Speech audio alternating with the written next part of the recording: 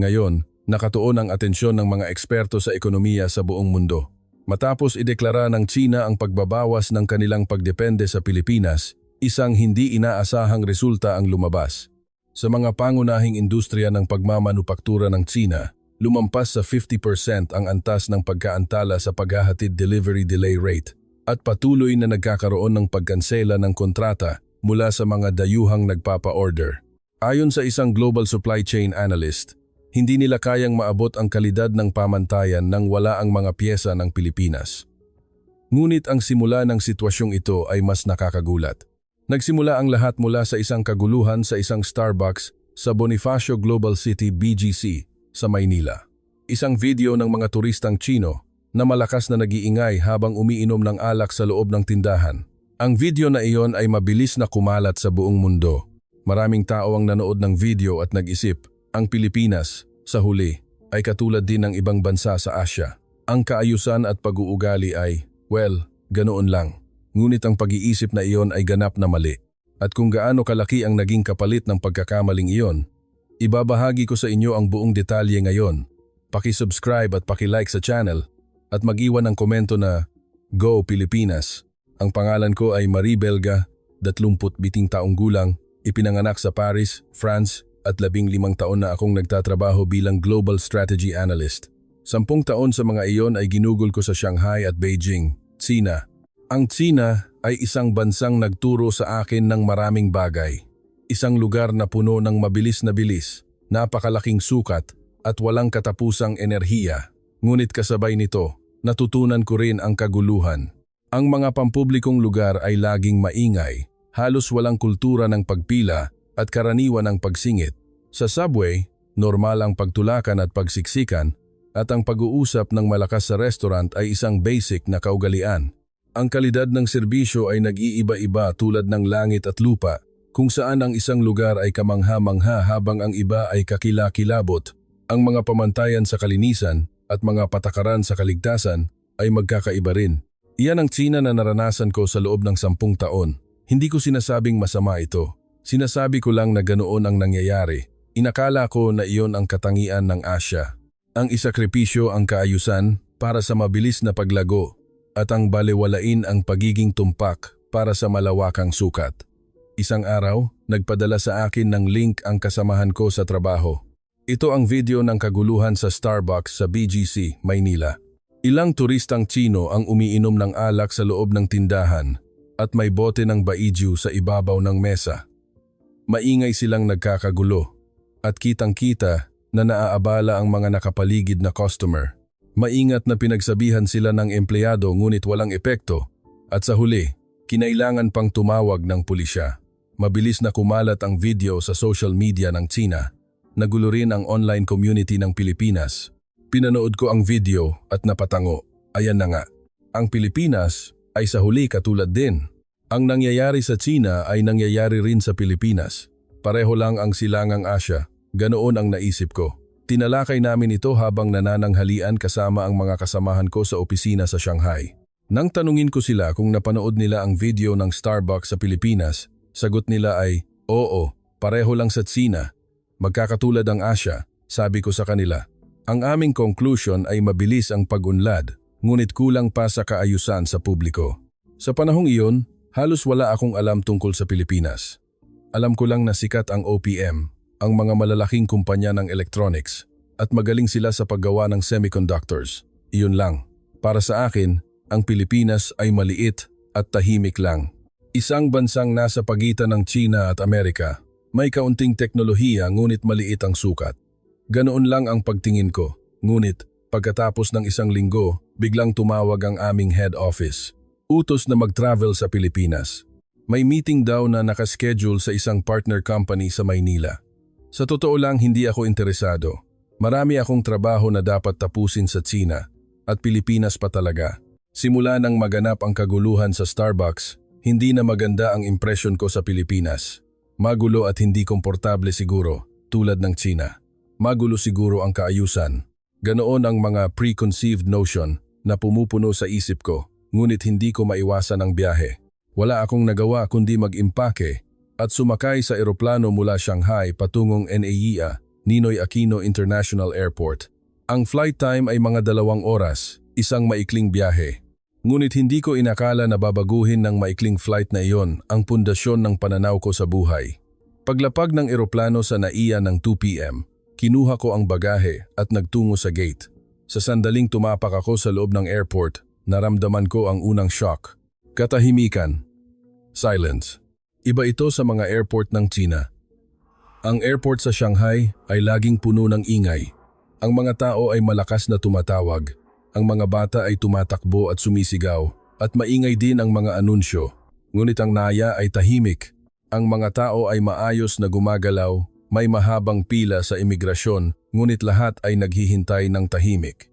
Walang sumisingit, walang nagtutulak.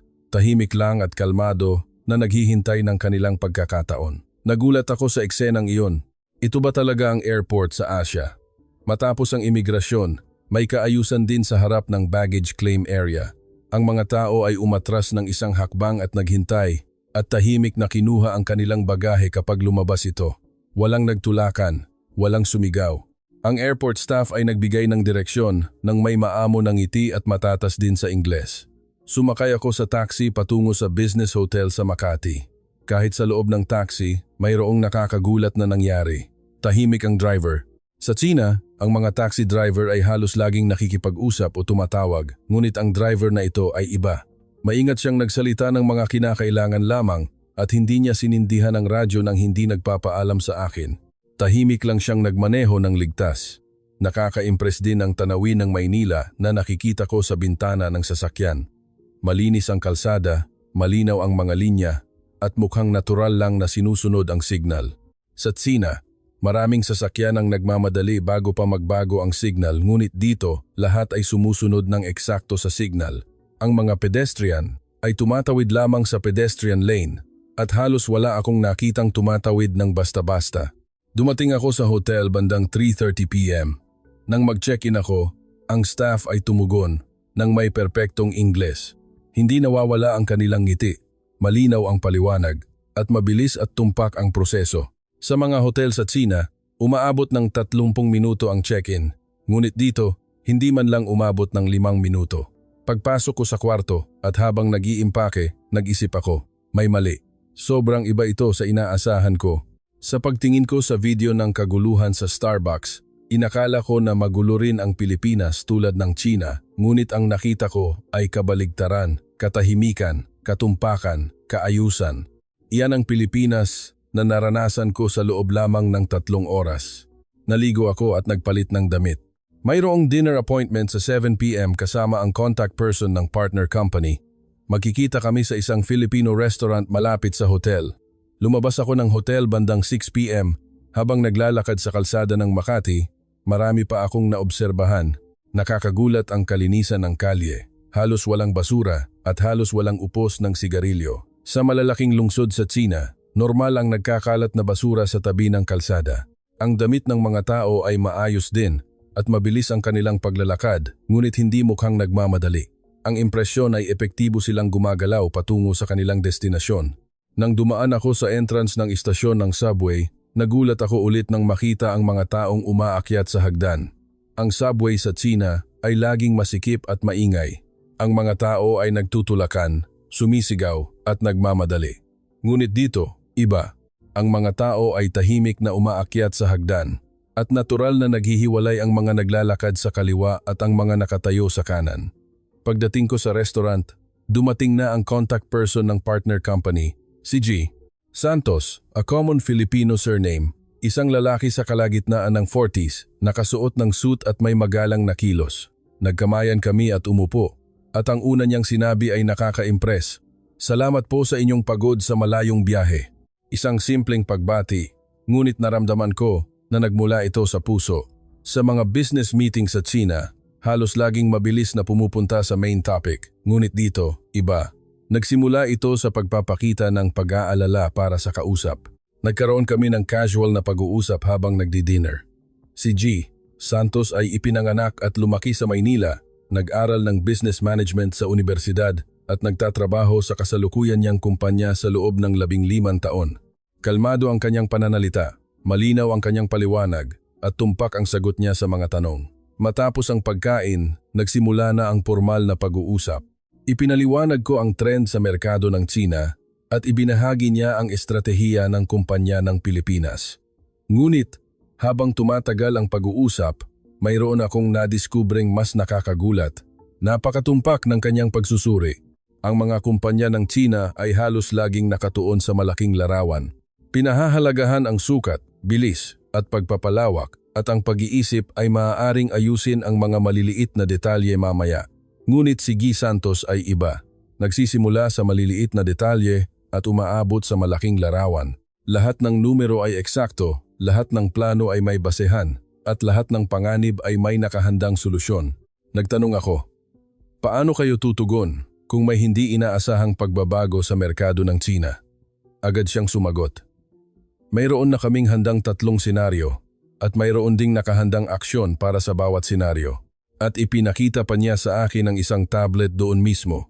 Ang manual para sa bawat senaryo ay perpektong naisaayos. Sa sandaling iyon, napagtanto ko. Ito pala ang paraan ng mga kumpanya ng Pilipinas. Prioridad ang katumpakan, kaysa bilis, kalidad kaysa sukat, at katatagan kaysa pagpapalawak. At nalaman ko na hindi iyon mali. Sa katunayan, naisip ko pa na mas epektibo ito sa pangmatagalan. Natapos ang dinner meeting at pabalik na ako sa hotel. Lampas 10 PM na, ngunit mukhang ligtas ang bayan. May mga babaeng naglalakad ng mag-isa, maliwanag ang mga convenience store, at paminsan-minsan ay may nagpapatrol na police car. Sa Tsina, medyo nakakabahala ang maglakad ng mag-isa sa gabi, ngunit dito wala akong naramdamang ganoon. Pagbalik ko sa kwarto at humiga sa kama, pinag-isipan ko ang buong araw. Ang preconceived notion ko tungkol sa Pilipinas ay ganap na mali. Nahiya ako sa sarili ko dahil hinusgahan ko ang buong Pilipinas batay lang sa isang video ng kaguluhan sa Starbucks. Ang Pilipinas ay iba sa Tsina. Tahimik, maayos, at tumpak. Mabilis ngunit ligtas, epektibo ngunit magalang, at maunlad ngunit matatag. Iyan ang larawan ng Pilipinas na nakita ko sa loob lamang ng isang araw. Ngunit simula pa lang ito. Ang mga kaganapan na masaksihan ko sa susunod na linggo ay ganap na magbabago ng aking mga pinahahalagahan. At sa prosesong iyon, masasaksihan ko rin kung gaano kalaki ang pagkakamali na ginawa ng Tsina. Kinabukasan ng 8 AM, bumisita ako sa head office ng partner company. Isang 20 palapag na gusali sa Makati at nakaka-impress na ang lobby pa lang. Malinis, moderno at tahimik. Ang mga gusali ng malalaking kumpanya sa Tsina ay karamihan ay engrande ngunit maingay, ngunit ito ay iba. Sinalubong ako ng staff sa reception nang nakangiti. Kinumpirma ang pangalan ko, inihanda ang visitor's pass at kinontak ang contact person. Ang buong proseso ay natapos sa loob ng 3 minuto. Sa Tsina, inaabot ng 10 minuto ang prosesong ito. Umakyat ako sa 15th floor sa elevator. Tahimik ang hallway, sarado ang mga pinto ng conference room at ang mga empleyado ay nakatuon sa kanilang trabaho sa kani-kanilang desk. Ang mga opisina sa Tsina ay halos laging maingay. Ang mga tao ay malakas na tumatawag, lumalakad sa pagitan ng mga desk at nag-uusap, at ang mga pinto ng conference room ay bukas, kaya naririnig ang nilalaman ng meeting. Ngunit dito, lahat ay tahimik at epektibong gumagalaw. Pagpasok ko sa conference room, mayroon ng 5 tao na nakaupo, kasama si G. Santos. Naroon ang technical team head, marketing manager, finance officer, at ang CEO. Lahat ay nakasuot ng suit at may nakahandang laptop at dokumento sa harapan nila. Ang meeting ay nagsimula ng eksakto sa 9 AM. Sa Tsina, normal ang maantala ng 30 hanggang 45 minuto ang simula ng meeting, ngunit dito tumpak sa minuto. Nagbigay muna ng pagbati ang CEO. Salamat po sa inyong pagbisita sa gitna ng inyong abala. Ang mga tatalakayin natin ngayon ay 3 malalaking paksa. Ang kasalukuyang sitwasyon ng proyektong isinasagawa, ang plano sa pagpapalawak sa hinaharap, at ang pamamahala sa peligro. Malinaw ito. Sa mga meeting sa Tsina, madalas na malabo ang agenda. Hindi karaniwan ang matapos ng walang konklusyon dahil sa pagtalakay sa maraming bagay. Ngunit dito, malinaw ang layunin mula sa simula. Nagsimula ang technical team head sa unang presentasyon. Ito ay paliwanag tungkol sa produktong kasalukuyang dine-develop. Ngunit nakakagulat ang detalye. Lahat ng specifications ay nakasaad, ang mga resulta ng pagsubok ay nakaayos sa graph, at ang mga pamantayan sa kalidad ay inihambing sa internasyonal na pamantayan. Ang mga presentasyon ng kumpanya ng Tsina ay halos laging nakatuon sa vision, nagpapakita ng malaking larawan, nangangako ng kinabukasan, at binibigyang diin ang posibilidad.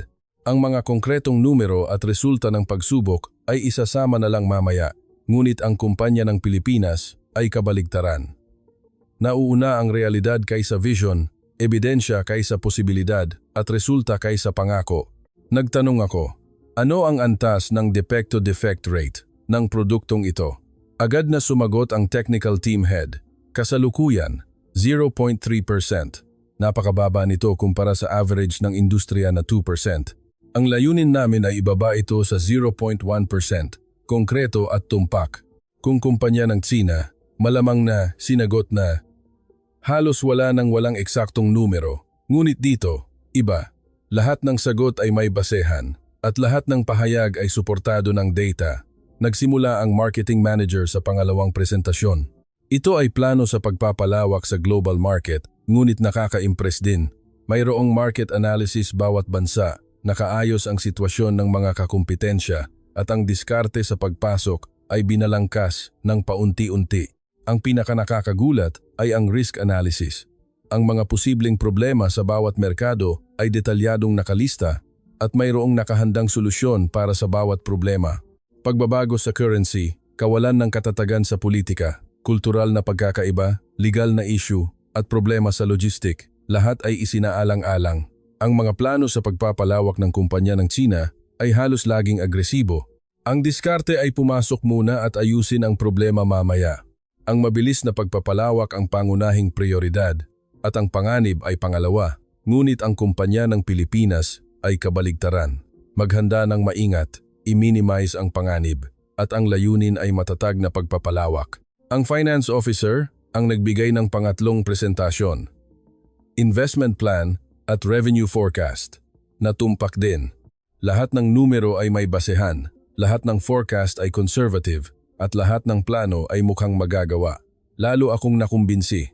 Ang lakas ng kumpanya ng Pilipinas ay hindi ang bilis, kundi ang katumpakan. Hindi ang sukat kundi ang kalidad. Hindi ang pagpapalawak kundi ang katatagan. At napagtanto ko na hindi iyon kahinaan kundi lakas. Natapos ang meeting ng 12 p.m. Tumagal ito ng 3 oras ngunit hindi kailanman nawala ang focus ng usapan.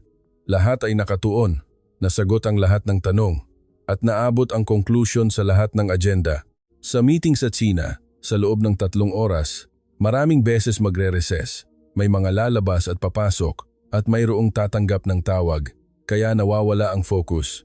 Ngunit dito, wala man lang nangyaring ganoon. Nag-lunch kami. Nagpunta kami sa isang Filipino restaurant malapit sa kumpanya, na may malinis at tahimik na ambience. Habang naghihintay ng order, nagtanong ang CEO, "Kumusta ang merkado ng Tsina? Nabalitaan namin na malaki ang pagbabago kamakailan." Sumagot ako ng tapat, "Opo, malaki ang pagbabago." Pinalalakas ng gobyerno ng Tsina ang patakaran ng self-sufficiency at sinisikap din ng mga kumpanya na bawasan ang pagdepende sa ibang bansa. Kapansin-pansin ang pagbawas sa pagdepende sa mga piyesa at teknolohiya na gawa sa Pilipinas. Tumango ang CEO, "Naiintindihan namin. Nababatid din namin ang pagbabagong iyon, ngunit hindi kami gaanong nag-aalala." Nagtanong ako, "Bakit po?" Kalmadong ipinaliwanag ng CEO, "Ang lakas namin ay nasa teknolohiya na hindi kayang palitan, irreplaceable technology. Totoong mabilis ang pag-unlad ng Tsina, ngunit mayroon pa ring puwang sa kalidad. Lalo na sa precision technology, stability, at durability, nangunguna kami, at aabutin ng oras bago mapunuan ang puwang na iyon." Ang tono ng boses niya ay puno ng kumpiyansa, ngunit hindi mapagmataas. Kumpiyansa na may basehan. Nag-isip ako sa sarili ko, talaga ba? Dahil sa bilis ng Tsina, hindi ba't mabilis din nilang mapupunuan ang puwang na iyon? Ngunit pagkakamali ko iyon. Sa loob ng ilang buwan, masasaksihan ko kung gaano kalaki ang pagkakamali na gagawin ng Tsina. Pagkatapos ng tanghalian, bumisita kami sa pabrika, isang manufacturing facility sa isang industrial area sa labas ng Maynila, mga 1 oras ang biyahe. Ang unang impresyon ko pagdating sa pabrika ay ang kalinisan. Malinis ang labas ng gusali, maayos ang parking lot, at malinaw ang mga sign. Sumailalim kami sa safety orientation at nagpalit ng uniform. Sa mga pabrika sa Tsina, formal lang ang safety orientation. Ang layunin ay matapos agad ito at makapasok na sa production area. Ngunit dito, iba. Maingat na ipinaliwanag ang mga patakaran sa kaligtasan sa loob ng 30 minuto, kinumpirma kung may mga tanong at sinuri kung tama ang suot ng lahat ng equipment. Nang pumasok ako sa linya, nagulat ako ulit. Tahimik. Ang mga pabrika sa Tsina ay halos laging maingay. Naghahalo ang ingay ng makina, boses ng mga manggagawa at ingay ng forklift. Ngunit dito, ingay lang ng makina ang naririnig. Ang mga manggagawa ay tahimik na nakatuon sa kanilang trabaho, walang unnecessary na pag-uusap at lahat ng galaw ay epektibo. Binisita rin namin ang quality control room. Dito, sinuri ang lahat ng produkto, ngunit napakahigpit ng pamantayan. Kahit maliit na gasgas ay ituturing na depektibo at kung bahagya lang na lumihis sa specification, ire-rework at lahat ng data ay nire-record at na-trace. Ipinaliwanag ng quality control officer. Ang layunin namin ay zero defect. Hindi namin papayagan na maabot ng depektibong produkto ang customer. Kaya naman, gumagawa kami ng maraming stage ng inspection, nire-record ang lahat ng proseso at kung may problema, inaalam agad namin ang sanhi at nagpapabuti. Sa mga pabrika sa Tsina, ang bilis ang pangunahing prioridad. Ang diskarte ay gumawa ng mabilis, i-ship ng mabilis at ayusin ang problema mamaya. Ang pag-iisip ay kahit mataas ang defect rate, kakayanin naman ng volume. Ngunit ang pabrika ng Pilipinas ay kabaligtaran. Kalidad kaysa bilis at katumpakan kaysa volume. Sa pagbabalik namin sa Maynila pagkatapos ng factory tour, nag-isip ako. Ang Pilipinas na nakita ko sa loob ng 2 araw ay ganap na iba sa aking inakala. Isang bansa na maayos, tumpak, matatag at pinahahalagahan ang kalidad. Ngunit mas nakakagulat ang pag-uugali ng mga tao. Sa Tsina, lahat ay nagmamadaling magtagumpay, magkamal ng pera at umangat. Ngunit ang mga tao sa Pilipinas ay iba. Mas pinipili ang tamang paraan kaysa mabilis, ang matatag na trabaho kaysa mabilis na promosyon, at ang pangmatagalang tiwala kaysa panandali ang kita. Pagbalik ko sa hotel, binuksan ko ang laptop at binalangkas ang mga nakita ko. Ang nakasulat sa aking ulat ay, ang competitive edge ng kumpanya ng Pilipinas ay hindi ang bilis, kundi ang katumpakan. Kung ang Tsina ay nangingibabaw sa sukat, ang Pilipinas ay nangungumbinsi sa kalidad. Ang pagkakaibang ito ay maaaring maging pabor sa Tsina sa panandalian, ngunit mas sustainable ang Pilipinas sa pangmatagalan. Sa panahong iyon, inakala ko na obserbasyon lang ito. Ngunit pagkatapos ng ilang buwan, malalaman ko na ang obserbasyon na ito ay isang tumpak na prediksyon. Mula sa sandaling minaliit ng Tsina ang Pilipinas, nagsimula ang pagbagsak ng lahat. Pagkatapos ng business trip sa Pilipinas, bumalik ako sa Shanghai pagkatapos ng 1 linggo. Ang pagkakaiba ay halata sa sandaling lumapag ako sa airport. Maingay. Ang mga tao ay malakas na nag-uusap, nagtutulak sa bagahe at nagmamadali at karaniwan ang pagsingit. 1 linggo lang ang nakalipas. Inakala ko na normal ito, ngunit pagbalik mula sa Pilipinas, naramdaman ko na hindi komportable. Pagbalik ko sa opisina, nilapitan ako ng mga kasamahan ko. Kumusta ang Pilipinas? Tulad ba ng inaasahan? Katulad ba ng Tsina? Medyo natigilan ako. Hindi ko alam kung paano ipapaliwanag. Hindi sapat ang sabing maganda. Hindi rin sapat ang sabing ganap na iba dahil hindi ito sapat na konkreto. At ang sabing nakaka-impress ay parang masyadong ordinaryo. Sa huli, sumagot ako, mas sistematiko kaysa sa inaasahan ko. Maayos, tumpak at pinahahalagahan ang kalidad. Iba ang approach sa Tsina. Tumango sila, ngunit hindi gaanong nagpakita ng interes. Para sa kanila, ang Pilipinas ay maliit pa rin at hindi gaanong mahalaga kumpara sa napakalaking merkado ng Tsina. Lumipas ang mga 1 buwan, nagkaroon ng malaking anunsyo ang gobyerno ng Tsina. Tungkol ito sa pagbawas ng pagdepende sa ibang bansa sa mga pangunahing industriya. Nagdeklara sila ng layunin na maging self-sufficient sa semiconductors, baterya at precision parts. Habang nanonood ako ng balita, nag-alala ako. Makakatotohanan ba ang layuning ito? Kung iisipin ang mga pamantayan sa kalidad at katumpakan na nakita ko sa pabrika sa Pilipinas, mukhang mahirap maabot ang level na iyon ng Tsina sa maikling panahon. Ngunit optimistiko ang mga tao sa paligid ko. Tingnan mo ang bilis ng China, nangunguna na sa mundo, sa maraming larangan. Kaya nating makahabol sa Pilipinas. Oras lang ang kailangan. Ganoon ang mga salitang naririnig ko. Sa meeting sa kumpanya, ganoon din ang ambience. Sinabi ng strategy team head habang nagpipresent. May plano kaming bawasan ang pagdepende sa mga piyesa na gawa sa Pilipinas ng 50%.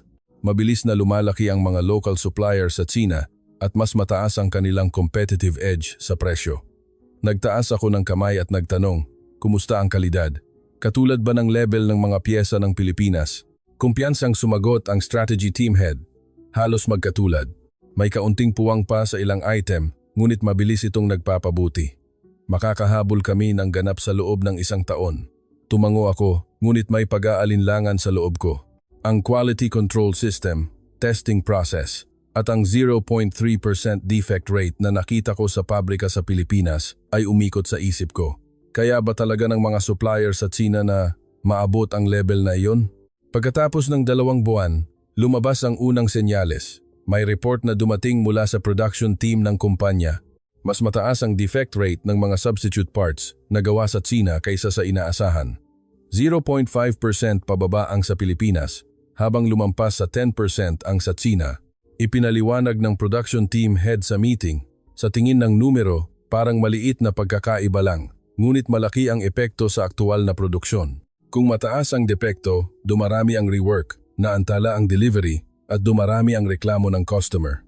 Lalo na ang mga dayuhang customer ay napakasensitibo sa kalidad, at ang 10% defect rate ay hindi katanggap-tanggap. Tumutol ang strategy team head. Panandali ang problema lang iyan.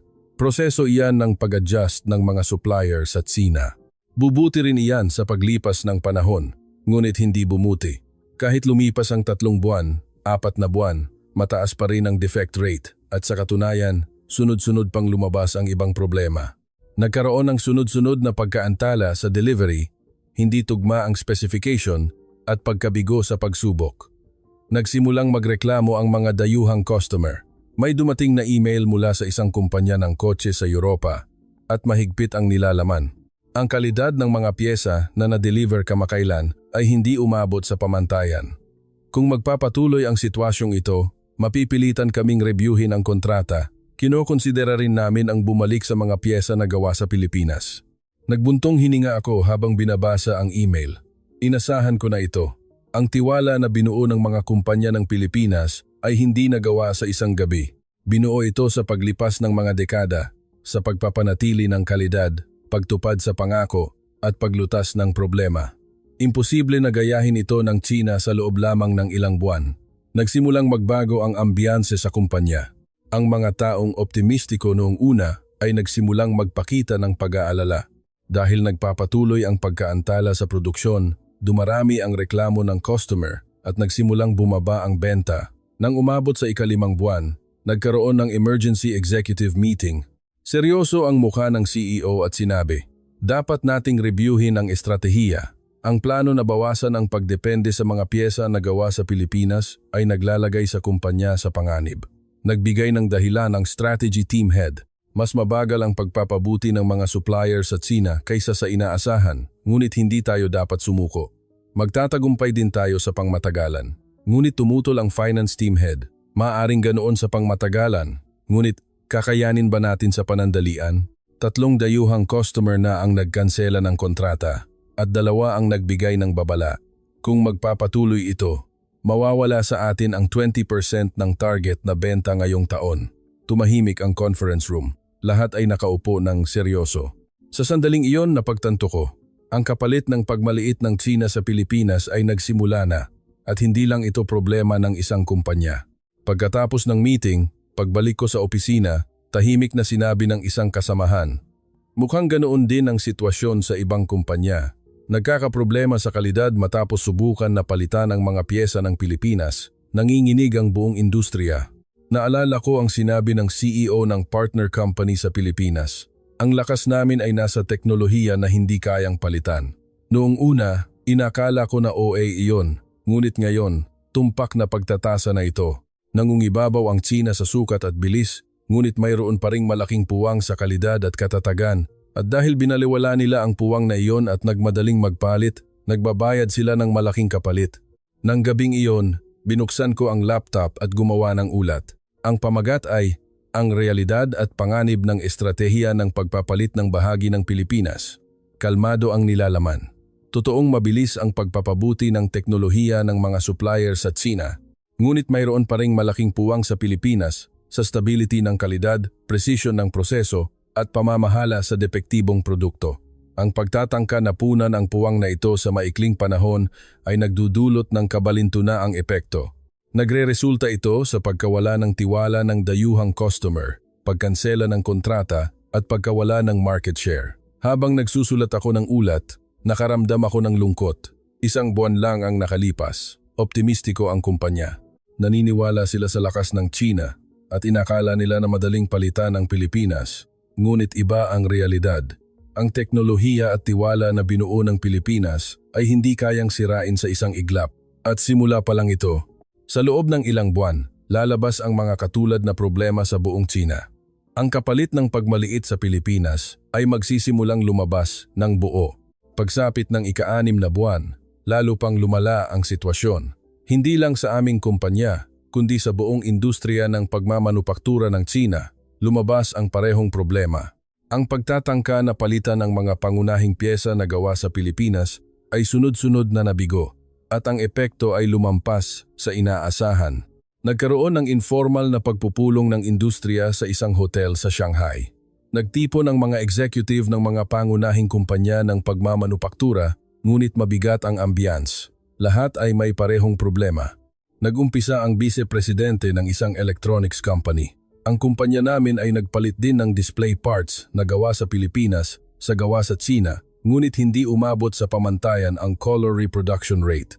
Nagsimulang kansilahin ng mga European buyer ang kanilang order. Kung magpapatuloy ito, magiging masama ang performance namin ngayong taon. Nagbuntong hininga ang isang executive ng auto parts company. Nagpalit kami ng battery management system, ngunit hindi kami pumasa sa stability test.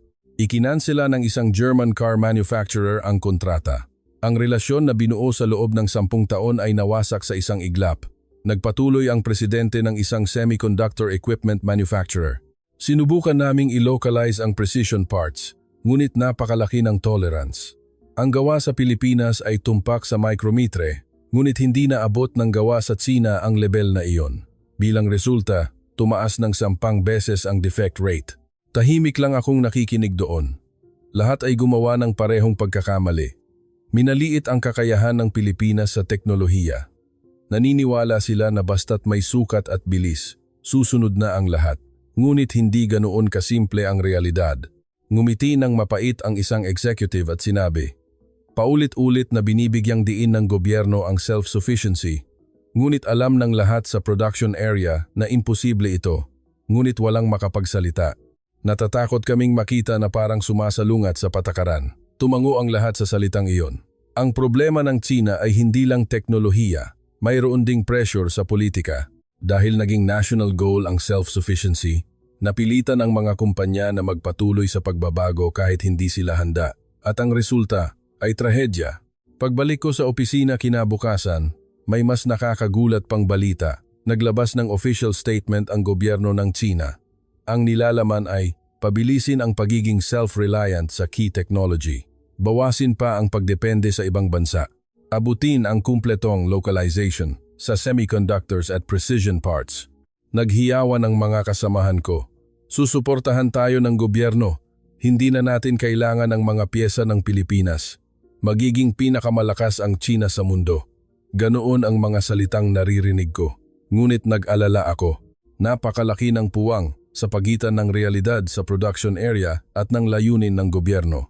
Nagkaroon ng emergency strategy meeting sa conference room. Nag-insist ang management na baguhin ang plano alinsunod sa anunsyo ng gobyerno. Dapat nating bawasan pa ang pagdepende sa mga pyesa na gawa sa Pilipinas. Dapat tayong mag-invest pa sa pagpapaunlad ng mga supplier sa Tsina.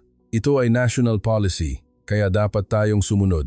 Maingat na tumutol ang production team head. Ngunit hindi pa nalulutas ang problema sa kalidad. Patuloy ang reklamo mula sa customer at dumarami ang pagkansela ng kontrata.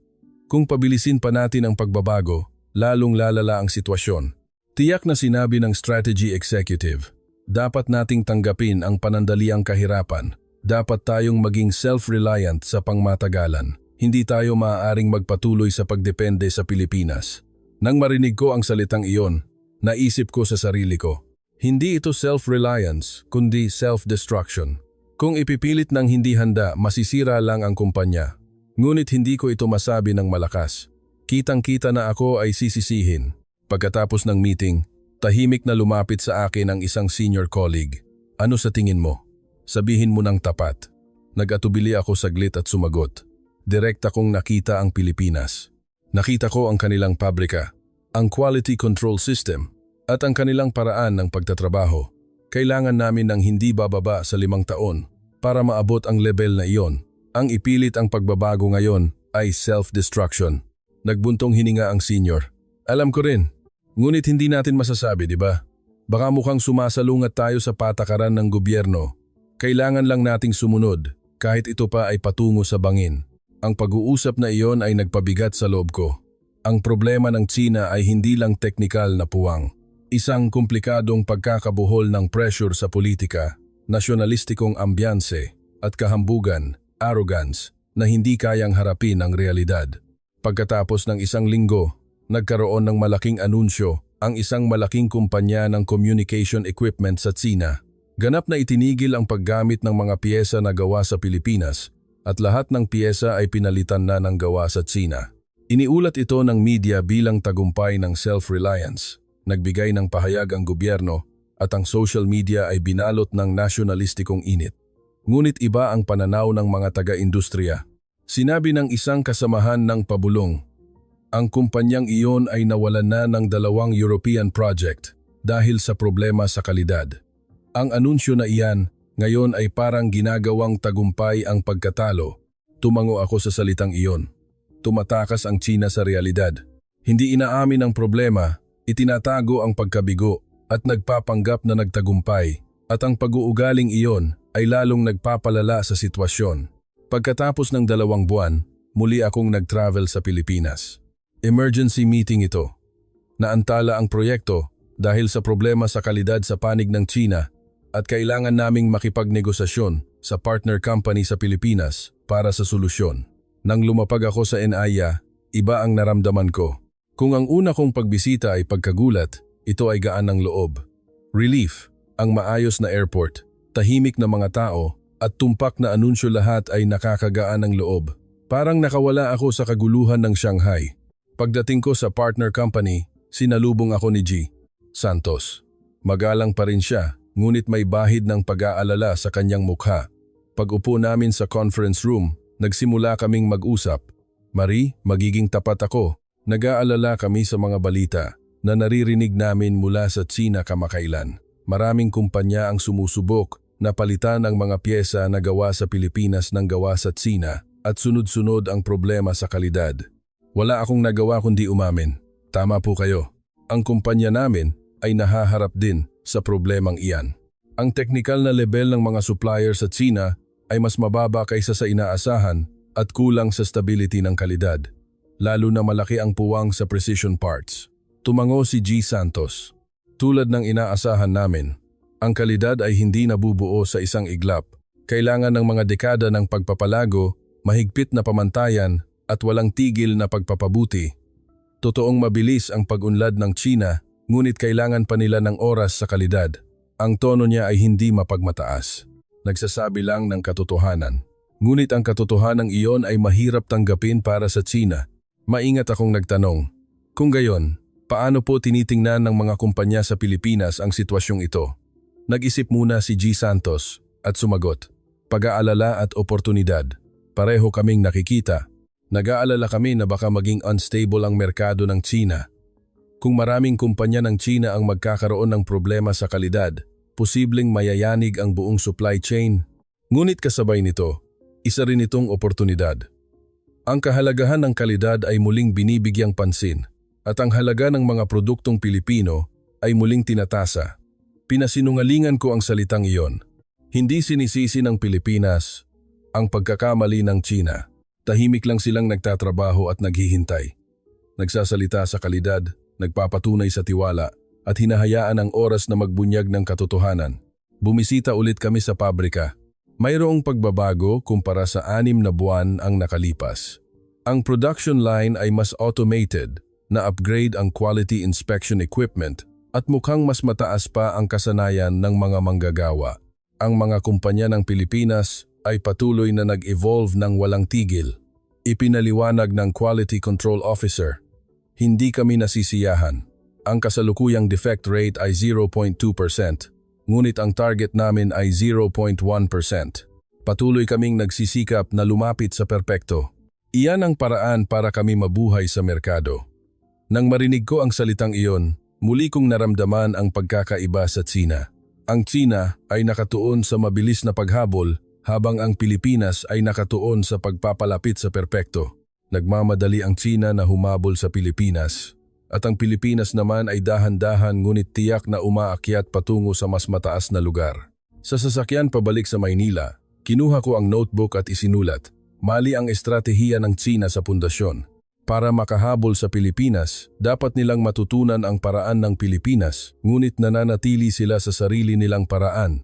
Kalidad kaysa bilis, katumpakan kaysa sukat, at sustainable development kaysa mabilis na paglago. Iyan ang lakas ng Pilipinas, ngunit hindi ito nais aminin ng Tsina. Habang nagdi-dinner sa hotel, nanood ako ng balita. Paulit-ulit na binibigyang diin ng balita ng Tsina ang mga tagumpay ng self-reliance. Nabawasan ang pagdepende sa Pilipinas, tumaas ang porsyento ng lokal na pyesa, at na-secure ang sariling teknolohiya. Ganoon ang mga nilalaman na sunod-sunod na lumabas. Ngunit sa likod nito, mayroong ibang nangyayari. Nakansela ang kontrata dahil sa problema sa kalidad, umaalis ang mga dayuhang customer, at bumabagsak ang tiwala. Ipinagdiriwang ng Tsina ang panlabas na tagumpay habang tumatalikod sa tunay na pagkabigo. Sa eroplano pabalik sa Shanghai kinabukasan, nag-isip ako, bakit minaliit ng Tsina ang Pilipinas ng ganoon? Naniniwala ba sila na kung malaki ang sukat, natural na susunod ang kalidad? Nagkamali ba sila na magiging pinakamahusay sila sa lahat ng larangan dahil sa mabilis na paglago? Malamang na ganoon. Nalasing ang Tsina sa sarili nitong tagumpay at hindi nila makita ng tama ang lakas ng ibang bansa. Maliit ang Pilipinas, maliit ang sukat kahit may teknolohiya, kaya ring lamangan ng Tsina, ngunit iba ang realidad. Ang Pilipinas ay maliit ngunit tumpak, mabagal ngunit matatag, tahimik ngunit malakas. At ang lakas na iyon ay hindi kayang sirain sa sukat o bilis. Lumapag ang eroplano sa Shanghai. Paglabas ko ng airport, sinalubong ako ng karaniwang ingay at kasikipan. Nagbuntong hininga ako at nag-isip, kailan haharapin ng Tsina ang realidad? Kailan itatapon ang kahambugan at magiging mapagkumbaba para matuto? At baka huli na ang lahat sa panahong iyon. Sa loob ng ilang buwan, malalaman namin ang sagot na iyon. Napakalaki na ng pagkakamali ng Tsina para itago pa. Isang buwan pagkatapos ng pagbalik ko mula sa Pilipinas, dumating ang isang mapagpasyang dagok sa aming kumpanya. Nagbigay ng abiso ang pinakamalaking auto parts buyer sa Germany para sa isang kumpletong review ng kontrata. Malinaw ang dahilan, hindi na abot ang pamantayan, paulit-ulit na pagkaantala sa delivery at pagkawala ng tiwala ng customer. Nagkaroon ng emergency executive meeting. Ang ambiance sa conference room ay parang sa isang burol. Lahat ay nakaupo ng seryoso at ang CEO ay sumigaw habang hinahampas ang mesa. Bakit nangyayari ito? Ang relasyon na binuo natin sa loob ng 10 taon ay nawasak sa isang iglap. Ang German buyer ay sumasakop sa 30% ng ating benta. Kung mawawala ang kontratang ito, mapupunta ang kumpanya sa matinding krisis. Naguulat ang production team head ng may nanginginig na boses. Mula nang palitan ang mga piyesa na gawa sa Pilipinas ng gawa sa Tsina, patuloy na mataas ang defect rate. Paulit-ulit kaming humiling ng pagpapabuti, ngunit hindi nakasabay ang mga supplier sa Tsina. Bilang resulta, na-deliver ang mga depektibong produkto sa customer at napahinto pa ang kanilang production line. Nagbigay ng numero ang finance team head. Ang pagkalugi dahil sa problema sa kalidad sa nakalipas na 6 na buwan ay lumampas sa 30 milyong yuan. Lalaki pa ito kung isasama ang gastos sa rework, compensation at pagbaba ng kredibilidad. At kung mawawala pa ang kontrata sa Germany, malaki ang posibilidad na matapos tayo sa red ngayong taon. Nagbigay ng dahilan ang strategy executive. Panandali ang problema lang ito. Ang mga suppliers at Tsina ay nasa learning curve. Kung bibigyan lang ng kaunting oras, bubuti rin sila. Ngunit hinampas ulit ng CEO ang mesa. Wala tayong oras. Agad na nangangailangan ng kalidad ang customer. Hindi natin maaaring sabihing maghintay sila hanggang sa susunod na taon. Magbigay ng solusyon ngayon. Tumahimik ang conference room. Walang makapagbigay ng tiyak na solusyon. Alam ng lahat, ang pinakamabilis na solusyon ay bumalik sa mga piyesa na gawa sa Pilipinas. Ngunit, kung gagawin iyon, mukhang sasalungat sila sa patakaran ng gobyerno. Tahimik akong nagtaas ng kamay. May isang mungkahi ako. Tinitigan ako ng CEO. Sabihin mo, huminga ako ng malalim at sinabi, ibabalik natin sa Pilipinas ang mga key parts at pananatilihin lang ang gawa sa Tsina sa mga less critical parts. Hindi tayo maaaring magkompromiso sa bahagi kung saan nakasalalay ang buhay ng produkto, ang kalidad. Kung mawawalan tayo ng customer, hindi na mabubuhay ang kumpanya. Agad na tumutol ang strategy executive. Iyan ay pag-atras. Hindi iyon alinsunod sa patakaran ng gobyerno at aaminin natin ang pagkabigo sa labas. Matatag akong sumagot. Kung hindi natin aaminin ang pagkabigo, mas malaking pagkabigo ang darating. Mawawala sa atin ang German buyer, aalis ang ibang customer, at sa huli, mababang karote ang kumpanya. Hindi natin maaaring sirain ang kumpanya para sa ating kasinungalingang pagmamataas, false pride. Nag-aalangan ang mukha ng CEO. At pagkatapos ng ilang sandali ng katahimikan, nagpasya siya. Sige, sundin natin ang mungkahi ni Marie. Ibabalik sa Pilipinas ang mga key parts. Ipaliwanag ito bilang isang strategic partnership sa labas. Nang gabing iyon, tumawag ako sa partner company sa Pilipinas. Sumagot si G. Santos. Ipinaliwanag ko ang sitwasyon at humiling ng emergency reorder ng mga piyesa. Tumahimik siya sandali at sinabi, naiintindihan ko po. Tutulong kami sa inyo. Ngunit magiging tapat ako, hindi lang po ang kumpanya ni Marie ang humihiling. Maraming katulad na kahilingan ang natatanggap namin mula sa Tsina kamakailan. Gusto nilang bumalik sa mga piyesa na gawa sa Pilipinas. Hindi ako nagulat, inasahan ko na ito. Nagaganap ang parehong problema sa buong Tsina. Nagpatuloy si G. Santos. May limitasyon din ang aming production capacity at mahirap agad na tumugon sa lahat ng kahilingan. Kailangan naming magbigay ng prioridad. Uunahin namin ang mga kumpanyang nagpapanatili ng pangmatagalang partnership at pagkatapos ay ikokonsidera ang ibang kumpanya. Malinaw ang ibig sabihin ng kanyang salita. Ang mga kumpanyang tumalikod sa Pilipinas at ngayon ay bumabalik ay isasantabi. Isang aral na mahirap bawiin ang tiwala kapag nawala ito. Nagmakaawa ako. Napilitan lang kami dahil sa pressure sa politika. Hindi iyon desisyon ng kumpanya kundi pagpilit ng kapaligiran. Kung bibigyan ninyo kami ng pagkakataon ulit, titiyakin namin ang pangmatagalang kontrata. Nagbuntong hininga si G. Santos. Naiintindihan ko. Gagawin namin ang aming makakaya. Ngunit baka abutin ito ng ilang oras. Pagkatapos kong ibaba ang telepono, tumingin ako sa labas ng bintana.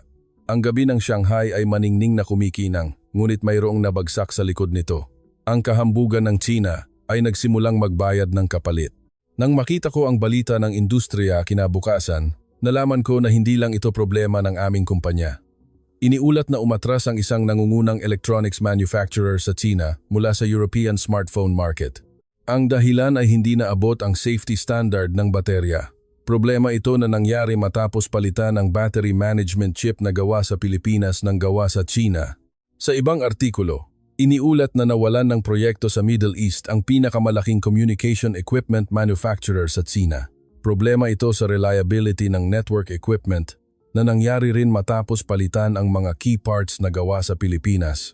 Ganun din sa semiconductor industry. Balita na kinansela ng isang Taiwanese customer ang order mula sa isang foundry company sa Tsina. Bumaba ng husto ang yield rate matapos palitan ng Japanese, Filipino-made na materyales na ginagamit sa precision process ng gawa sa Tsina. Malinaw ang pattern. Ang mga kumpanya ng Tsina na sumubok na palitan ang mga key parts na gawa sa Pilipinas ay sunod-sunod na nabigo at ang epekto ay nauwi sa pagkawala ng dayuhang merkado. Maaaring ipagmalaki ng Tsina ang self-sufficiency sa domestic market, ngunit hindi kinikilala ang kanilang kalidad sa global market. Pagkatapos ng isang linggo, nagkaroon ng emergency forum ng industriya. Nagtipon ng mga opisyal ng gobyerno, executive ng malalaking kumpanya at eksperto mula sa Research Institute, ngunit ang tema ay stabilisasyon ng supply chain. Ngunit sa katunayan, tungkol ito sa kung paano aayusin ang pagkabigo ng pagpapalit ng bahagi ng Pilipinas. Umakyat sa entablado ang isang opisyal ng gobyerno at sinabi, ang pagpapaunlad ng self-reliant technology ay national strategy at dapat itong ipagpatuloy kahit may panandaliang kahirapan. Tiyak na magiging self-reliant ang China sa lahat ng larangan. Ngunit nagtaas ng kamay ang presidente ng isang small and medium enterprise mula sa likuran. Hindi kami nahaharap sa panandaliang kahirapan, kundi krisis sa buhay. Nawalan kami ng dayuhang customer dahil sa problema sa kalidad, nabawasan ng kalahati ang benta at hindi na namin kayang bayaran ang suweldo ng mga empleyado. Pakiusap, harapin ninyo ang realidad. Nagkagulo ang venue. Tumango ang mga presidente ng ibang kumpanya. Lahat ay nahaharap sa katulad na kahirapan. Ngunit matatag na sinabi ng opisyal ng gobyerno, hindi magbabago ang national strategy. Dapat magsikap pa ang mga kumpanya. Mag-invest sa technology development, itaas ang kalidad at tiyakin ang global competitive edge. Natapos ang forum at nagtipon ang ilang presidente ng kumpanya sa hallway at nagbulungan. Hindi nauunawaan ng gobyerno ang realidad. Hindi nabubuo ang technology development sa isang iglap. Imposibleng maabot natin sa loob ng ilang taon ang binuo ng Pilipinas sa loob ng mga dekada. Ngumiti ng mapait ang isang presidente at sinabi, sa huli, gagamitin din natin ng patago ang mga produktong Pilipino. Sasabihin lang natin na lokal, hindi ba? Kung hindi, mababagsak ang kumpanya. Nang marinig ko ang salitang iyon, nakaramdam ako ng pait. Ang matapang na salita ng China, napapalitan nila ang Pilipinas ay wala na ngayong saysay. Isang kabalintunaan na sa panlabas ay isinisigaw ang self-reliance, ngunit sa katunayan ay lalong dumedepende sa Pilipinas. Nang gabing iyon sa hotel room, binalikan ko ang nakalipas na isang taon. Naalala ko ang sarili ko na minamaliit ang Pilipinas matapos mapanood ang video ng kaguluhan sa Starbucks sa BGC. Ang Pilipinas ay katulad din ng China. Pareho lang ang Asya. Ganoon ang inisip ko. Ngunit ang realidad ay kabaligtaran. Ang Pilipinas ay tahimik ngunit malakas, maliit ngunit tumpak, mabagal ngunit matatag. At ang lakas na iyon ay hindi kayang sirain sa sukat o bilis. Minaliit ng China ang Pilipinas. Naniniwala sila na kung malaki ang sukat, magtatagumpay sila. Kung mabilis, makakahabol. At kung may political will, magagawa ang lahat. Ngunit ang kalidad ay hindi nabubuo sa salita lang. Kailangan ng oras, know-how, kultura at sistema at taglay ng Pilipinas ang lahat ng iyon. Sa susunod na buwan, lalo pang lalala ang sitwasyon. Marami pang kumpanya ng China ang mapapaalis sa dayuhang merkado, mas maraming kontrata ang kakanselahin at mas maraming kumpanya ang babalik sa Pilipinas. Ngunit baka huli na ang lahat sa panahong iyon. Mahirap bawiin ang tiwala kapag nawala ito at hindi rin maghihintay ng matagal ang mga kumpanya ng Pilipinas. Binuksan ko ang laptop at nagsimulang magsulat ng ulat. Ang pamagat ay, ang kapalit ng pagmaliit sa Pilipinas. Hindi ito ulat para sa kumpanya, kundi personal na record ko. Nais kong ayusin ang prosesong ito at iwanan bilang aral. Nagsimula akong magsulat ng unang pangungusap. Minaliit ng China ang Pilipinas at ang kahambugang iyon ay nagtutulak sa mga kumpanya ng China sa bangin. Hindi ito problema sa teknolohiya, kundi problema sa attitude. Hindi nagiging mapagkumbaba para matuto, hindi hinaharap ang realidad, at hindi kinikilala ang lakas ng kalaban. Iyan ang kapalit ng kahambugan. Sa labas ng bintana, maningning pa rin ang Shanghai, ngunit alam ko, mayroong malaking bagay na nababagsak sa likod ng liwanag na iyon. Lumipas ang karagdagang 3 buwan. Gaya ng inaasahan, lumala ang sitwasyon at ang industriya ng pagmamanupaktura ng China ay nasa aktwal na gulat, actual panic. Ang aming kumpanya ay swerteng nakabalik agad sa Pilipinas, kaya naiwasan ang pinakamasamang sitwasyon, ngunit marami pang ibang kumpanya ang hindi. Isang umaga, tinawag ako ng CEO ng kumpanya. Marie, kailangan mong pumunta ulit sa Pilipinas.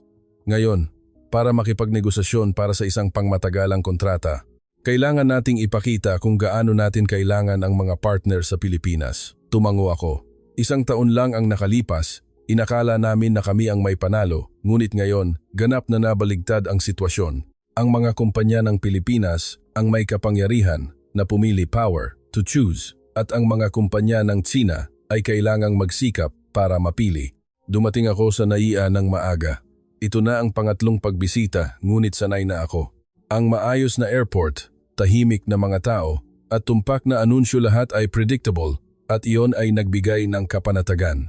Nag-iwan ako ng bagahe sa hotel at agad na nagtungo sa partner company. Naghihintay si G. Santos sa lobby, ngunit iba ang kanyang mukha ngayon.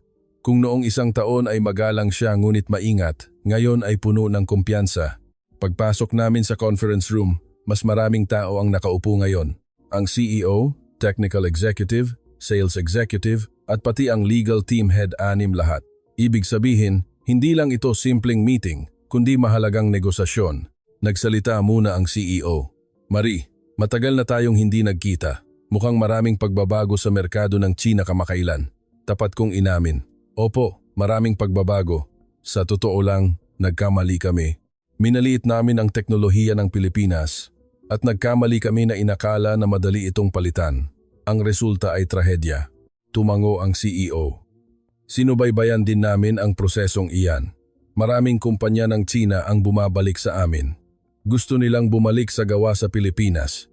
Ngunit may limitasyon din ang aming production capacity at kailangan naming magbigay ng prioridad.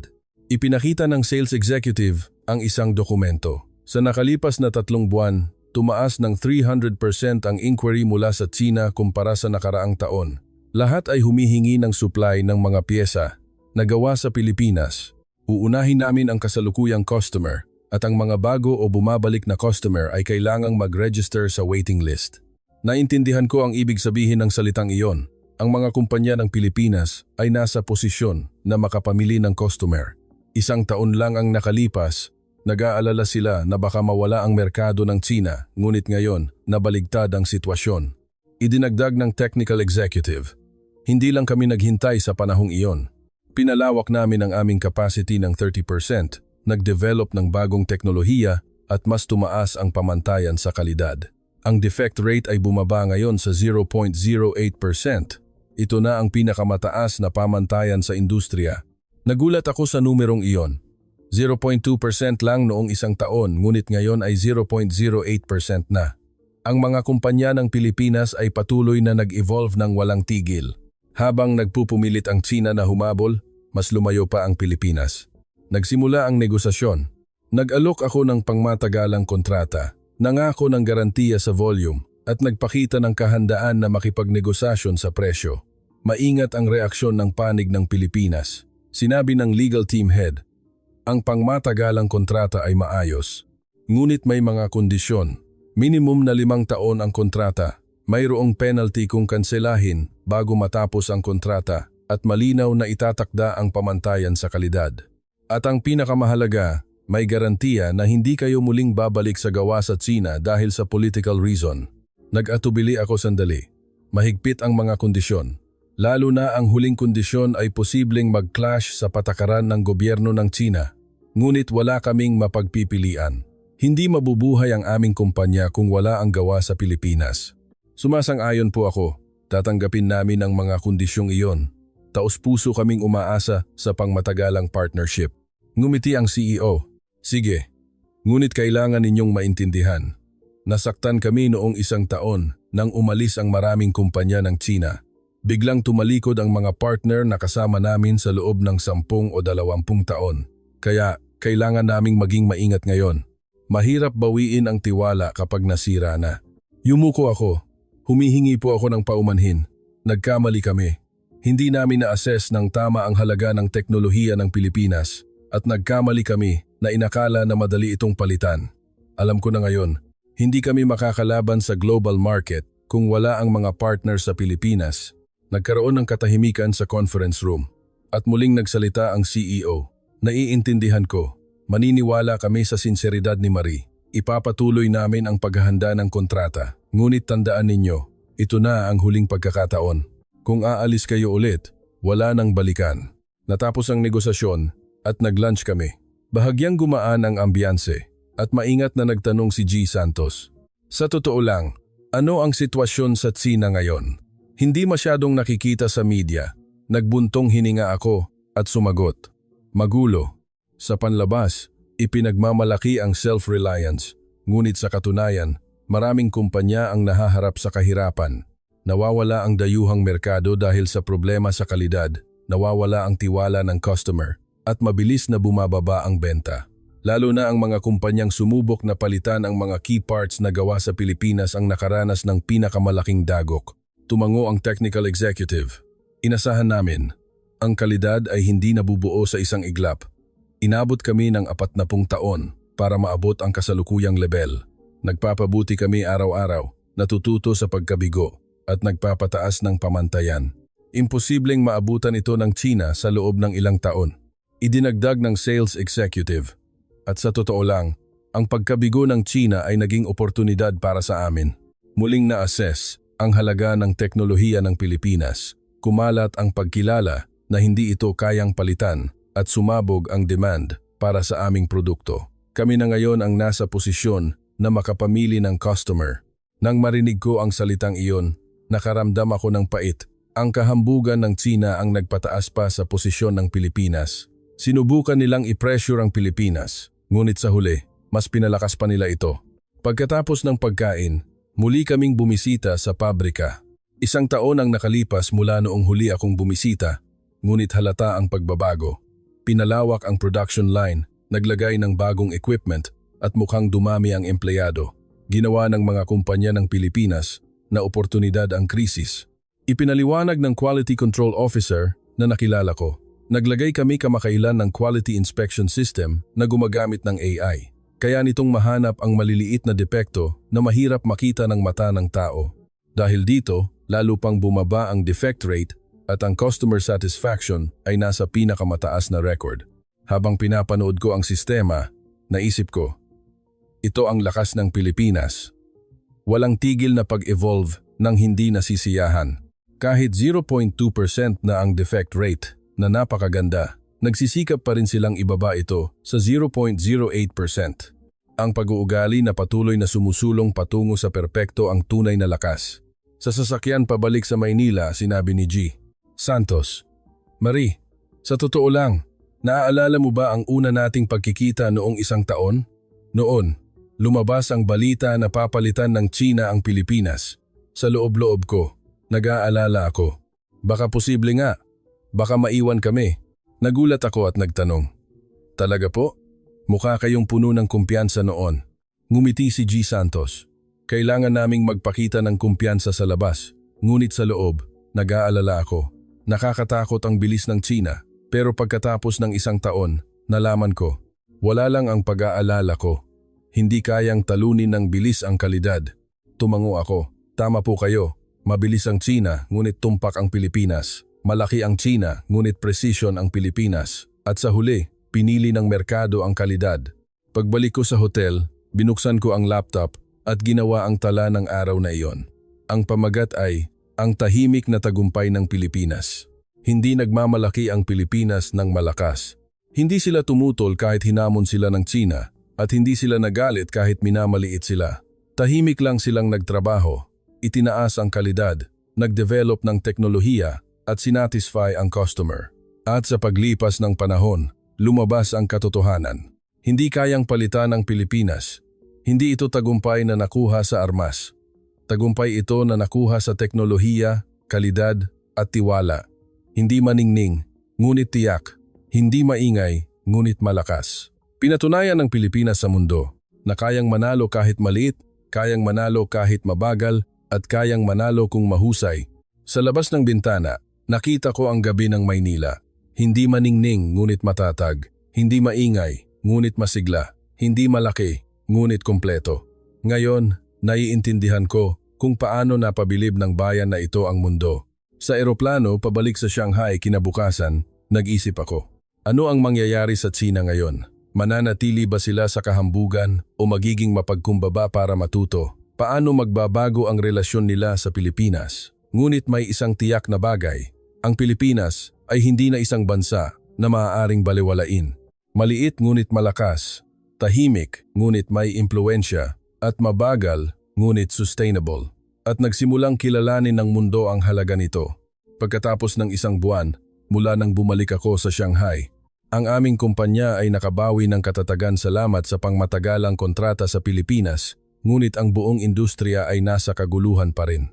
Ang mga kumpanyang hindi nakabalik sa Pilipinas ay patuloy na nahaharap sa kahirapan at lumalawak pa ang epekto.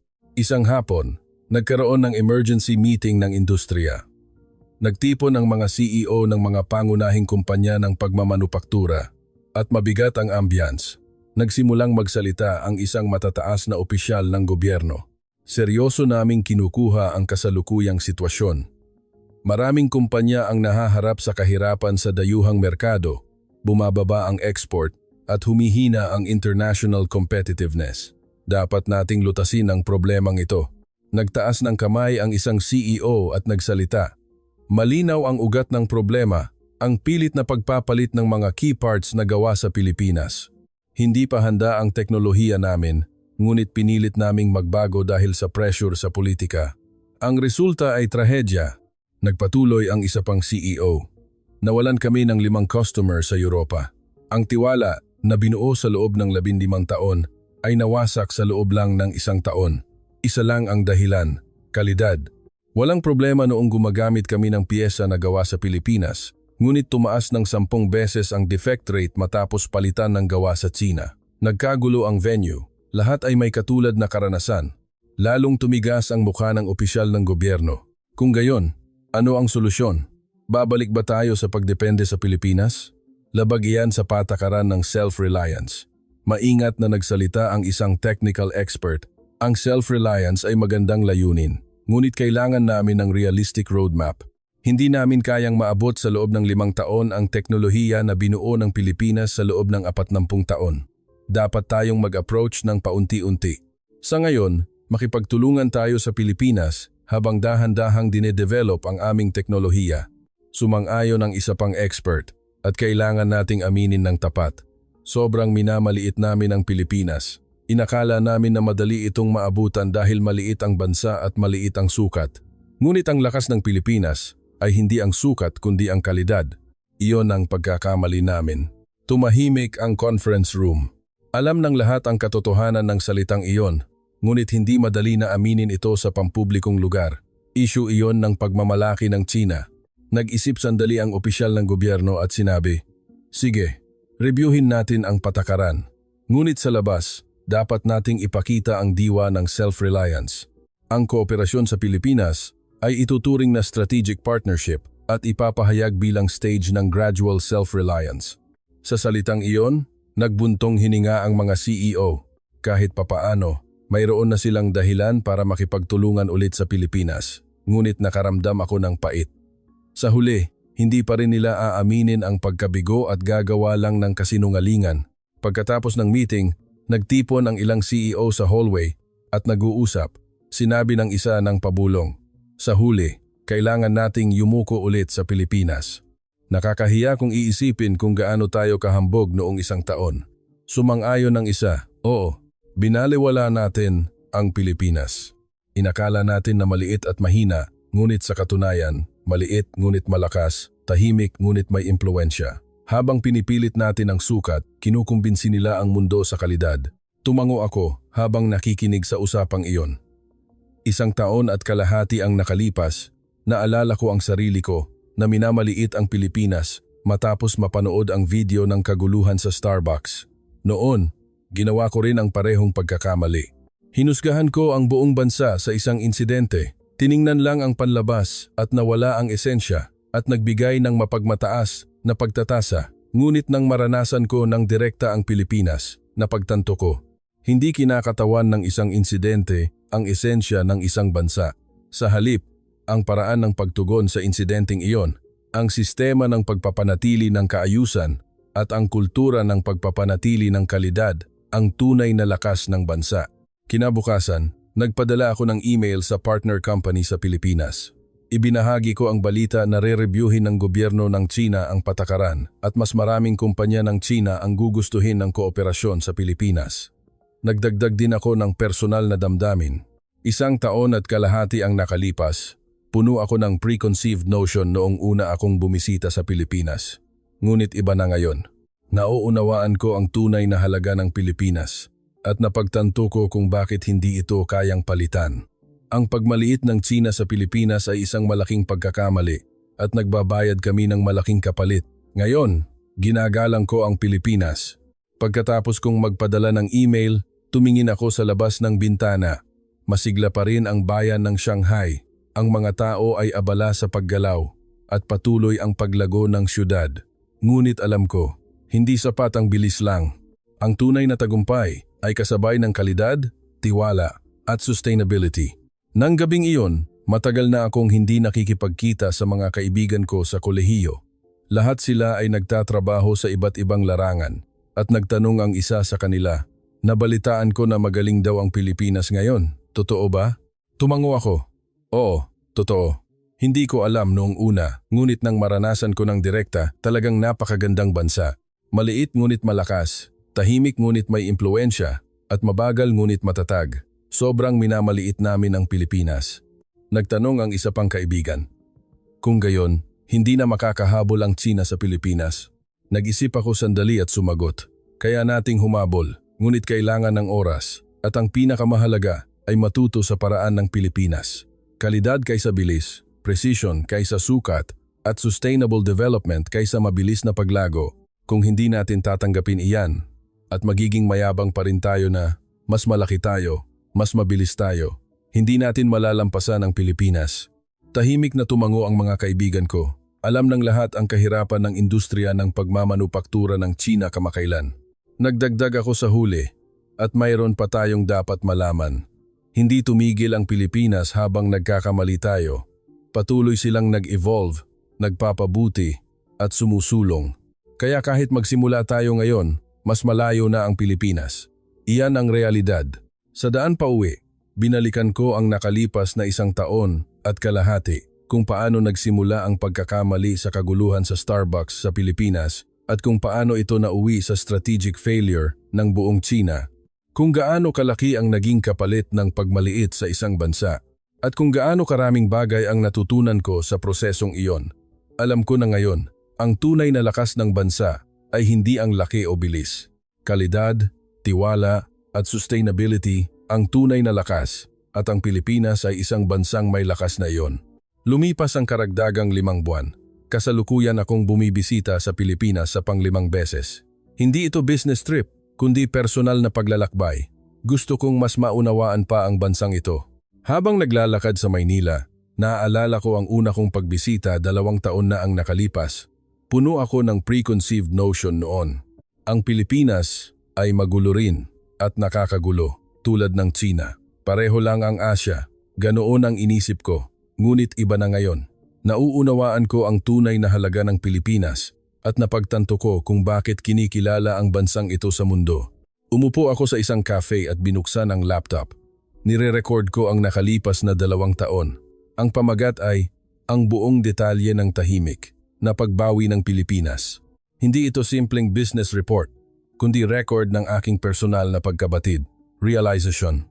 Binasa ko ulit ang unang pangungusap. 2 taon na ang nakalipas, minaliit ko ang Pilipinas at hindi lang iyon pagkakamali ko. Ang buong Tsina ay gumawa ng parehong pagkakamali.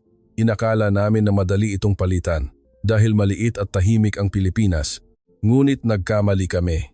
Tumingin ako sa labas ng bintana at ang mga tao ay maayos na naglalakad sa kalye.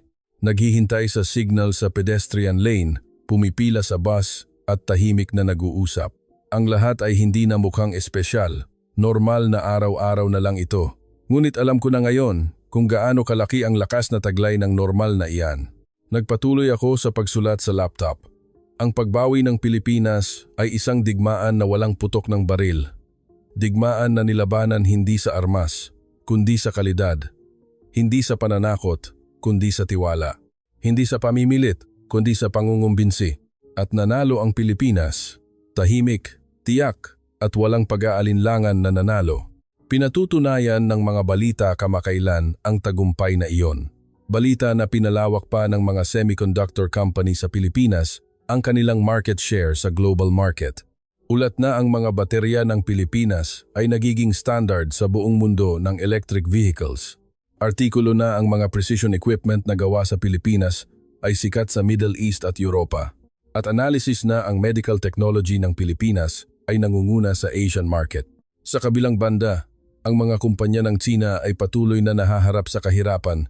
Patuloy na bumababa ang market share sa dayuhang merkado, paulit-ulit ang problema sa kalidad at hindi nila muling makuha ang tiwala. Ang puwang sa Pilipinas ay hindi lumiit, kundi lumaki pa. Nagdagdag ako ng pangungusap. Ang 2 taon na ito, kung saan minaliit ng China ang Pilipinas, ay naging oportunidad para sa Pilipinas. Habang nagkakamali ang kalaban, mas lumakas ang Pilipinas. Habang binabatikos, itinaas ang kalidad. Habang hinahamon, pinatibay ang posisyon. Iyan ang tunay na pagbawi. Tumunog ang cellphone ko. May mensahe mula kay G. Santos. Kung may oras po kayo ngayong gabi, gusto niyo po bang kumain? Informal po ang setting. Masaya akong pumayag. Nang magkita kami ng PM sa isang restaurant, kasama ni G. Santos ang 2 pang executive ng kumpanya ng Pilipinas, mga taong nakilala ko sa industriya. Nag-uusap kami habang kumakain. Tumawa ang isang executive at sinabi, "Marie, sanay na sanay ka na sa Pilipinas. Iba ka na kumpara noong una kang dumating." Tumawa ako at sumagot, "Opo, noong una akong dumating, puno ako ng preconceived notion. Inakala ko na magulo rin ang Pilipinas tulad ng China, pero alam ko na ngayon kung ano ang tunay na lakas ng Pilipinas." Nagtanong si G. Santos, "Kumusta ang China ngayon? Bumuti ba ang sitwasyon?" Tapat akong sumagot, "Dahan-dahan, ngunit mahirap pa rin ang sitwasyon. Maraming kumpanya ang nakikipagtulungan ulit sa Pilipinas at binago rin ng gobyerno ang patakaran. Ngunit hindi madali ang bawiin ang nawalang oras at tiwala. Ang pinakamahalaga ay naunawaan na ng lahat na hindi kayang palitan ang Pilipinas." Maingat na nagtanong ang isa pang executive, "Personal, paano mo tinitingnan ang sitwasyong ito bilang isang Chino o nagtrabaho sa China?" Nag-isip ako sandali at sumagot, "Sa totoo lang, nasaktan ang pagmamalaki ko noong una. Naniniwala ako na mas malaki at malakas ang China kaysa sa Pilipinas at ayaw kong aminin na natalo kami sa kalidad. Pero iba na ngayon. Hindi ito isyu ng pagmamalaki, kundi isyu ng realidad. Ang Pilipinas ay mas mahusay at ang tanggapin iyon at matuto ang makabubuti sa China." Tumango si G. Santos, "Ang mindset na iyan ang mahalaga. Sa katunayan, marami rin kaming dapat matutunan. Ang bilis, sukat at market sense ng China ay talagang kahanga-hanga. Kung magtutulungan tayo at matututo sa isa't isa, mas lalakas ang 2 bansa." Natapos ang pagkain at lumabas kami. Ang night view ng Maynila ay nasa harapan ko. Tahimik na dumadaloy ang ilog, malambot na kumikinang ang mga gusali, at payapa ang bayan. Hindi maningning, ngunit maganda. Hindi maingay, ngunit masigla. Hindi malaki, ngunit kumpleto. Habang pinapanood ko ang tanawin na iyon, napagtanto ko, ito ang Pilipinas. Hindi sumisigaw, ngunit malakas. Hindi nagmamalaki, ngunit mahusay. Hindi nangangailangan ng patunay, ngunit nagpapatunay. Isang bansa na kinikilala ng mundo, sinasang-ayunan ng merkado, at pinatutunayan ng oras ang halaga.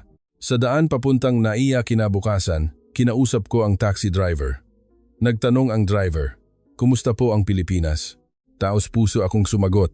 Sunod-sunod ang pagkagulat. Inakala ko na maliit na bansa lang, ngunit alam ko na ngayon. Hindi mahalaga ang laki.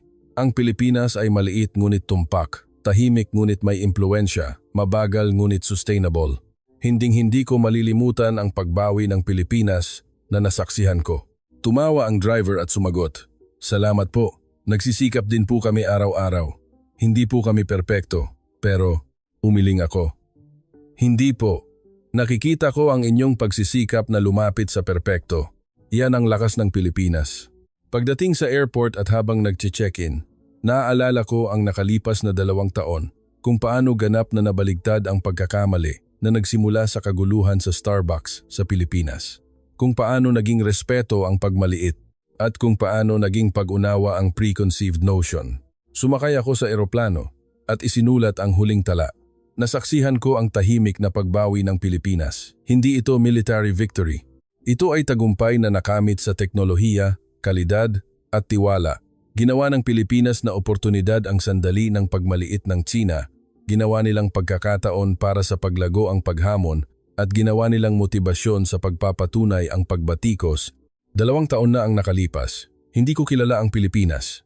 Ngunit alam ko na ngayon, ang Pilipinas ay isang bansang tahimik na naghahanda, tahimik na gumagawa, at tiyak na nagpapatunay. Isang bansa na nagbibigay ng pinakamahusay kahit hindi pinapansin ng mundo, nagpapanatili ng kalidad kahit hindi kinikilala, at hindi natitinag kahit dumating ang krisis. Magtatrabaho ako sa China, ngunit mula ngayon, ang Pilipinas ang gagawin kong pamantayan. Sa pagtatasa, sa pagpili, sa pagpapasya, tatanungin ko ang sarili ko, ano ang gagawin ng Pilipinas? At ang pamantayang iyon ang magpapalaki sa akin bilang isang mas mahusay na propesyonal. Nasaksihan ko sa sarili kong mga mata ang pagbawi ng Pilipinas at ang karanasang iyon ay nagpabago sa aking buhay. Umalis ang eroplano. Sa labas ng bintana, dahan-dahang lumiit ang Maynila, ngunit lalo namang lumaki ang Pilipinas sa loob ng puso ko. Maliit ngunit dakilang bansa. Tahimik ngunit makapangyarihang bansa, ang Pilipinas. Ngayon, alam ko na ang tunay na halaga ng bansang iyon. Na higit sa lahat ay mahalaga. Kumusta po? Ano ang masasabi ninyo sa kwentong ito? Tingnan natin ngayon ang mga reaksyon ng mga taong nakakita ng balitang ito. Tungkol sa kahalagahan ng tiwala. Nakakagulat ang bilis ng China, ngunit muli kong napagtanto na ang esensya ng pagmamanupaktura ay nasa tiwala. Ang depekto sa isang piyesa ay nagpapababa sa pagtatasa ng buong produkto. Ang precision na binuo sa loob ng 40 taon ay hindi kayang gayahin sa isang iglap. Ipinagmamalaki ko na ang diwa ng tiyaga ng mga inhinyero ng Pilipinas ay mahalaga pa rin sa digital age. Relasyon ng kaguluhan at kaayusan. Nakakalungkot ang insidente sa Starbucks sa BGC noong panahong iyon, ngunit nakaka-interes na binigyang diin nito ang pagkakaiba ng Pilipinas sa ibang bansa. Ang kaayusan at pag-uugali ay hindi lang formalidad, kundi ang pundasyon na sumusuporta sa katatagan ng lipunan at kalidad. May mga bansa na lumalaki sa kaguluhan at may mga bansa na may precision sa katahimikan. Dapat nating patuloy na gawin ang huli. Interdependensya ng supply chain. Ang deklarasyon ng China na bawasan ang pagdepende ay nagpapakita kung gaano kakomplikado ang supply chain ngayon. Totoong marami pa ring teknolohiya na hindi kayang mabuhay nang wala ang Pilipinas, ngunit kasabay nito, hindi rin tayo mabubuhay nang wala ang merkado ng China. Pinupuri ng artikulong ito ang Pilipinas, ngunit hindi tayo dapat maging mayabang sa resultang ito. Dapat tayong laging maging mapagkumbaba at patuloy na matuto. Halaga ng Pilipinas. Mula sa labas. Ang larawan ng Pilipinas, mula sa pananaw ng isang dayuhang analyst, ay sariwa para sa atin na mga Pilipino. Napagtanto ko na ang katahimikan at katumpakan na itinuturing nating normal ay talagang mahalaga sa buong mundo. Ang hospitality at teknolohiya ng Pilipinas ay iisa. Ang pag-iisip ni Marina, ano ang gagawin ng Pilipinas, sa huli ay ang pinakamalaking respeto. Esensya ng quality control. Ang numerong 0.08% defect rate ay hindi lang performance ng makina, kundi ang pagpapakita ng mataas na kamalayan ng bawat individual na nagtatrabaho doon. May kultura sa production area ng Pilipinas na gustong gumawa ng mas mahusay nang walang nagsasabi. Totoong mahirap itong kopyahin ng China sa maikling panahon, ngunit natuto rin ang Pilipinas sa Europa at Amerika noon. Hindi tayo dapat maging mayabang at dapat laging magsikap na maging mapagkumbaba at patuloy na lumago. Pagbawi ng tiwala sa negosyo. Sa negosyo, ang pinakamahirap buuin at pinakamadaling sirain ay ang tiwala. Tulad ng sinabi sa artikulo, karapatan lang ng panig ng Pilipinas na magbigay ng kondisyon nang bumalik ang kumpanyang tumalikod sa kanila. Ang tiwala ay nabubuo sa magkabilang pagsisikap, kaya ang pagiging nasa posisyon ng mga kumpanya ng Pilipinas na pumili ng customer ay ang resulta ng maraming taon ng katapatan, koneksyon ng public manners at ekonomiya. Ang pagturo na ang public manners ay direktang konektado sa economic productivity ay talagang nakakagulat. Ang tahimik na kapaligiran ay nagdudulot ng focus at ang tumpak na operasyon ay nagbabawas ng unnecessary na gastos.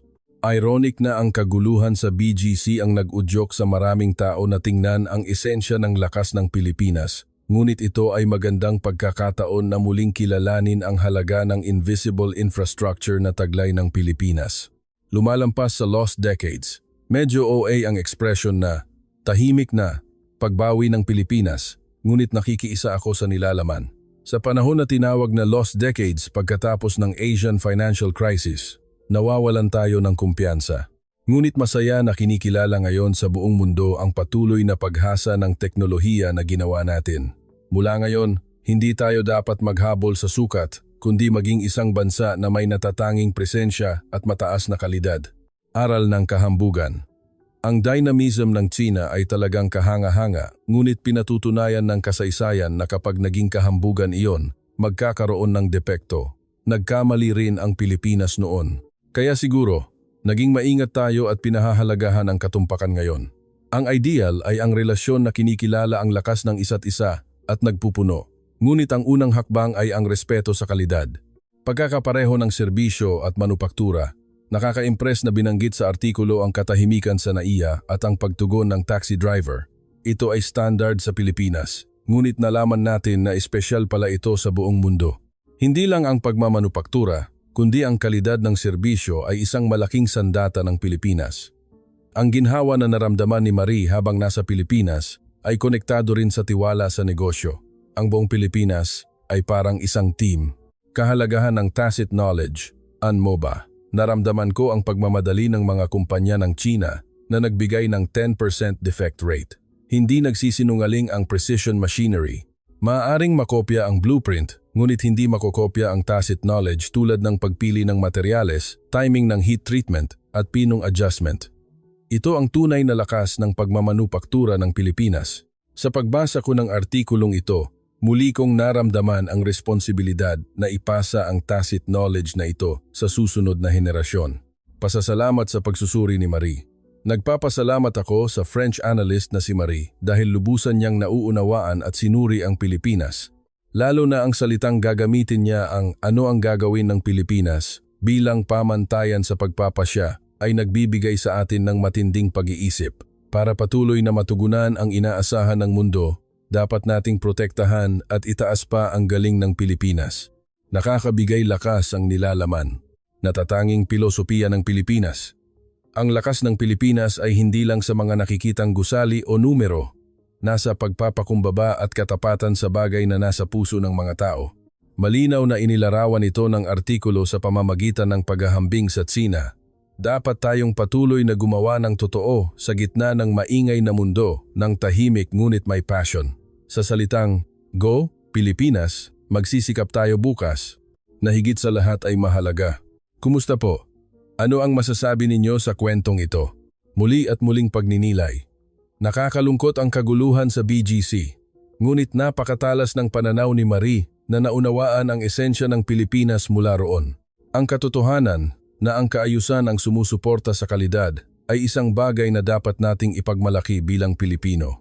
Ang sukat at bilis ay mahalaga, ngunit ang ugat ng pagmamanupaktura ay nasa tiwala at precision. Kung gaano kahirap bawiin ang nawalang tiwala, muli itong itinuturo sa atin ng artikulo. Ang pagkakaroon ng mga produkto sa Pilipinas na hindi kayang wala sa buong mundo ay ang bunga ng walang tigil na pagsisikap ng mga nauna sa atin. Naramdaman ko ang responsibilidad na ipasa ang irreplaceable na teknolohiya na ito sa susunod na henerasyon. Nakakagulat ang bilis ng China, ngunit malaki ang kapalit ng pagbalewala sa pundasyon dahil sa pagmamadali. Ang diwa ng tiyaga ng Pilipinas ang susi sa pangmatagalang tagumpay. Hindi tayo maaaring gumawa ng precision work sa maingay na lugar. Ang katahimikan sa airport at istasyon ay hindi lang manners, kundi ang lupain na nagbibigay ng mental stability at focus sa meticulous craftsmanship ng mga Pilipino. Ang numerong 0.08% defect rate ay ang resulta ng matibay na desisyon ng bawat manggagawa sa production area na huwag magkompromiso. Ang mataas na kamalayan na ito ang tunay na lakas ng Pilipinas na hindi kayang ma-quantify.